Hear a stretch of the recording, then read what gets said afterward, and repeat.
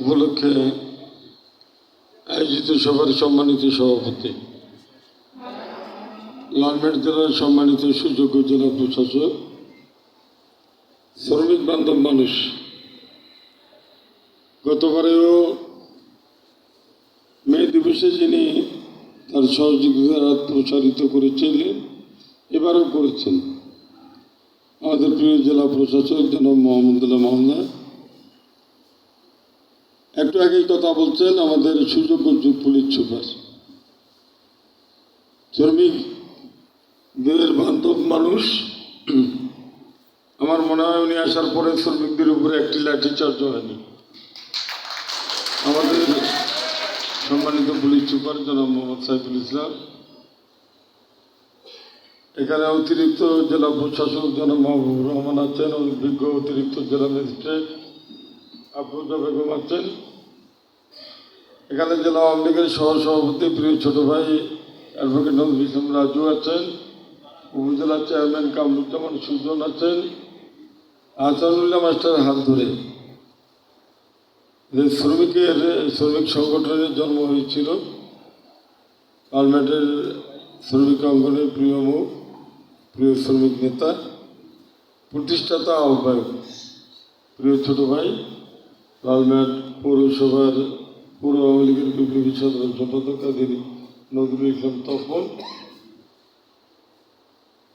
আমার মনে হয় যাবৎকালের সবচেয়ে জনপ্রিয় চেয়ারম্যান, উপজেলা চেয়ারম্যান আমাদের প্রিয় ছোট ভাই, আমার প্রিয় ছোট ভাই, আপনাদের ভোটে গতবার নির্বাচিত হয়েছিলেন কামরুজ্জামান সুজন, শ্রমিক নেতা বুলবুল, বিএনপি জামাতের অত্যাচারের চিহ্ন যার শরীরে বহন করছে প্রিয় ছোট ভাই বুলবুল আহমেদ। আজকের লালমেটের শ্রমিক সমাজকে আজকে একীভূত করে এই শ্রমিক সংগঠনকে সবচেয়ে বড় সংগঠনে রূপান্তরিত করেছে, যার অদম্য প্রয়াস আমার প্রিয় ছোট ভাই জরুল ইসলাম টিটু, সন্ধ্যা শ্রমিক নেতৃবৃন্দ, প্রিয় ভাই ও বোনেরা। কথা বলবো সন্ধ্যায়, আশা করছি যে কয়েক হাজার মানুষের সমাবেশ হবে, সেখানে সন্ধ্যার মিটিংয়ে কথা বলবো। আপনারা বিশাল র্যালি করেছেন, আর সর্বোপরি 7ই জানুয়ারি নির্বাচনে লালমেটের সমস্ত শ্রমিক সমাজ ঐক্যবদ্ধভাবে নৌকার বিজয় নিশ্চিত করেছেন। মাননীয় প্রধানমন্ত্রীকে এই আসনটি উপহার দিয়েছেন, আমাকে ভোট দিয়েছেন, সেই জন্য আমি আপনাদের প্রতি কৃতজ্ঞতা জানাই। এসপি মহোদয়ের পদ ধরে যদি কথা বলতে চাই, অনেক সময় দরকার, বললাম যে সন্ধ্যায় কথা বলবো। এই দেশের শ্রমজীবী মানুষ, বিশ্বের শুধু না, বিশ্বের কথাটা বললেন 1886 সালের থেকে 90-92 সাল পর্যন্ত ইতিহাস পর্যালোচনা করেছেন। আমি ওই দিকে না গিয়ে বলতে চাই, ছোট্ট একটা দাবি, আমার শ্রমিক কলকারখানায় তারা 8 ঘন্টা শ্রম দেন, পরবর্তী আইনতে স্বীকৃত যেটি হয়েছে, সেইটার কারণে আত্মহত্যা দিতে হয়েছে, ষড়যন্ত্র মামলা হয়েছে, বিচার বিভাগে তদন্ত হয়েছে, তার আগে 6 জনের ফাঁসি কার্যকর হয়েছে, তারপরে বলা হয়েছে যে ওরা নির্দোষ ছিল। কিন্তু আমার এতগুলো মানুষ প্রাণ দিয়েছে, তাদেরকে আর ফিরে পাওয়া যায়নি। যে কারণে কথাটি বলতে চাচ্ছি যে বিচারের নামে যে প্রহসন,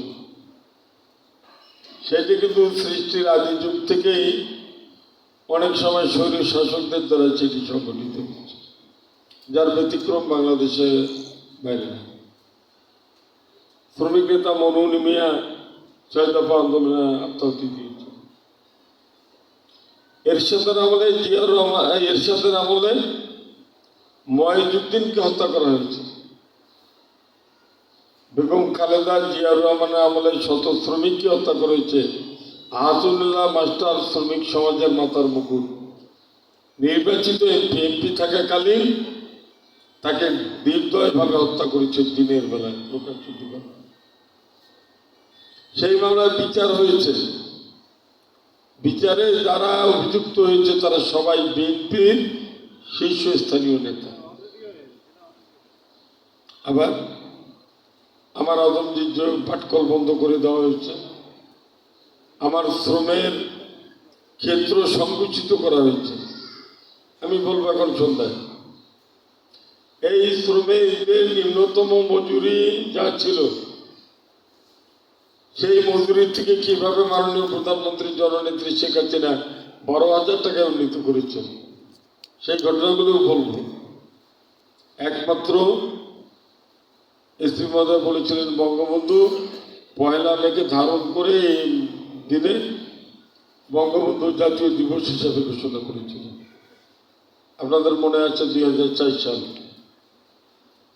কথা বলেছে আমাদের সদর উপজেলার চেয়ারম্যান শহীদ আশরাফুল রহমান সোহেল বিয়ে করেছিল, হাতের মেহেদির রং সেদিন মুছে যায়। 28 তারিখে আমাকে কারাগারে নেওয়া হলো। সোহেল মিছিল করেছিল মতিয়ার ভাইয়ের মুক্তি চাই। পরের দিন 2 দিন আগে বিয়ে হয়েছিল সোহেল, পরের দিন সোহেলকে নির্মমভাবে হত্যা করেছিল। আপনারা জানেন সোহেল পানি চেয়েছিল, পানি খাইতে দেওয়া হয়নি। কোরআন শরীফ চেয়েছিল, কোরআন শরীফ দেওয়া। আর সেই মামলায় তারেক রহমানের নির্দেশে ফাইনাল রিপোর্ট দিয়েছিল। পুলিশের কিছু করার ছিল না। হাইকোর্ট সুপ্রিম কোর্ট করে সেই মামলাটা বাঁচায় রেখেছে। ইনশাল্লাহ অপরাধের শাস্তি এই বছরের মধ্যে ইনশাল্লাহ নিশ্চিত করে। লালমেটের জাতীয় প্রোগ্রাম হিসেবে 1 মে উদযাপন করেছিলেন মাননীয় প্রধানমন্ত্রী জননেত্রী শেখ হাসিনা 2004 সালের 1 মে। সেই দিন লালমেটে রিক্সা পর্যন্ত ধর্মঘট ডাকা হয়েছে, বাস স্ট্যান্ড তো করেছে, মাইক্রোবাস করেছে। জনতার দল সেদিন কিন্তু থামাতে পারেনি। লক্ষ লক্ষ মানুষের পদভারে লালমেহাট সেদিন মুখরিত ছিল। সেই দিনে নেত্রীর ঘোষণা ছিল ক্ষমতায় গেলে শ্রমিকদের কল্যাণে কিছু করব। এই সংসদে আর একটা শ্রমিকের কল্যাণে আর একটা বিল আসবে। এই সংসদে আগামীকালে যে সংসদ শুরু হচ্ছে ওরে ওইখানে বলবো এখন যে কারণেই কথাটা বলছিলাম যে সেক্ষেত্রে বঙ্গবন্ধু কৃষকরা শ্রমিকরা কায়েম করতে গিয়ে আত্মহত্যা দিয়েছে। আবার শ্রমিকদের অধিকার বাস্তবায়ন করার জন্য মাননীয় প্রধানমন্ত্রীকে বহু প্রত্যয়ী পদক্ষেপ গ্রহণ করতে হয়েছে। সন্ধ্যা বলবো এখন। সেই কারণে আমি আজকে বলতে চাই, আপনারা মিছিল করেছেন এই রোদে, আমার বক্তৃতা করতেও খারাপ লাগতেছে। আপনারা রোদের মধ্যে মিছিল করে শহর প্রদক্ষিণ করেছেন। সন্ধ্যাবেলা কথা বলবো, শুধু এইটুকু বলতে চাই, আজকে শ্রমিকদের মুক্তির প্রতিক্রিয়া মাননীয় প্রধানমন্ত্রী জননেত্রী শেখ হাসিনা তার আজকে শক্তিশালী করবার জন্য আজকে যারা খুচরা কামকাজ করছে, ভোট সেন্টারে যাবে যারা, লাশ হয়ে ফিরবে তারা, আবার ইউনিয়ন পরিষদে ভোট করে, উপজেলায় করে না, উপজেলায় করে ইউনিয়ন পরিষদে ভোট করে না, যারা শ্রমিকদেরকে হত্যা করেছে তাদের থেকে সাবধান থেকে জননেত্রী শেখ হাসিনাকে সমর্থন দিতে হবে। আজকের দিনে এইটাই শপথ। এবং শেখ হাসিনার নেতৃত্বে বাংলাদেশে একটা শ্রমিক বান্ধব আরো সুন্দর একটা পরিবেশ উপহার দিয়ে এই দেশে আমরা যেটা বলছি স্মার্ট বাংলাদেশের দিকে এগিয়ে যাব, এই প্রত্যাশা ব্যক্ত করে কষ্ট করে আপনারা এখানে এসেছেন সেই জন্য আপনাদের প্রতি কৃতজ্ঞতা। আর একটি মিলি শ্রম কল্যাণ কেন্দ্রে যারা আছেন তাদের কাছে আমার একটা অনুরোধ যে আমাদের অফিসটা আছে, আমাদের শ্রমিকের ডাক্তারও বোধ আছেন, কিন্তু আমাদের কোনো চিকিৎসা আমরা এখানে নিশ্চিত করতে পারি না। একটু আপনারা যদি আমাদের সঙ্গে কথা বলেন, তাহলে ওই জায়গাটা আমরা শ্রম মন্ত্রণালয়কে দিয়ে একটু উন্নয়ন করে ওই জায়গাটাতে আমরা কিভাবে শ্রমিকদের কল্যাণে কিছু করতে পারি সেটার ব্যাপারে আমি আপনাদের সহযোগিতা কামনা করি এবং সেই দিকে আমি বিশ্বাস করি যে আমরা যদি কাজ করি শ্রম বান্ধব কিছু কর্মসূচি নিয়ে আমরা ওই জায়গাটাকে সচল করতে পারব। আজকের এই অনুষ্ঠানে আমাকে ডেকে কথা বলার সুযোগ করে দিয়েছেন, সেই জন্য আয়োজক কর্তৃপক্ষকে আমি কৃতজ্ঞতা এবং ধন্যবাদ জানাই। আবারও দেখা হবে সন্ধ্যাবেলায়, সেখানে কথা হবে। জয় বাংলা, জয় বঙ্গবন্ধু, বাংলাদেশ চিরজীবী।